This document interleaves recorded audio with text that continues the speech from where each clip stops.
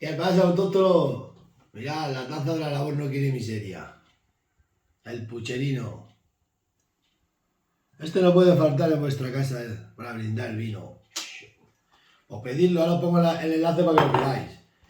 Y las camisetas estas de los corbatinas. Nos tienen una idea los corbatinas que no veáis. Pues ya sabéis. Os voy a enseñar, ahora después vamos a presentar a la tía Pescueza, la tengo aquí. Hay un montón de camisetas y un montón de historias. Mira, hasta un llavero, hasta llaveros del autóctono.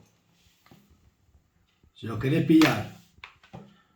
Y esto se lo he traído yo para Inés, para que se mire en el espejo. Esto es para las chicas también, hay de todo, para chicas, chicos, guays, green, guays, todo. Ya sabéis que en el mundo rural todos valemos. Los yin, yang, flores, de todo.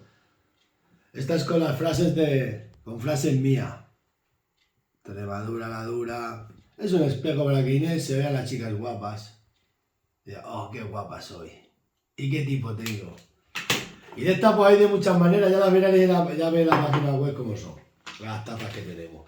Y esta es la tía Pescueza, la voy a presentar, la vais a conocer en directo. En las sudaderas. Ahí en camiseta. Viene de muchas. La tía Pescueza, en sudadera, y sudadera buena, ¿eh? La ropa es de marca.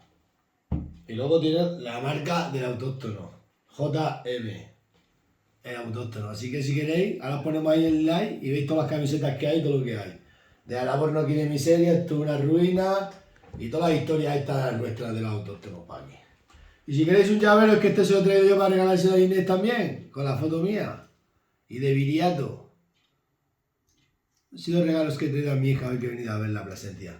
Pues ya sabéis, autóctono. Ahora os pongo ahí el enlace y pilláis.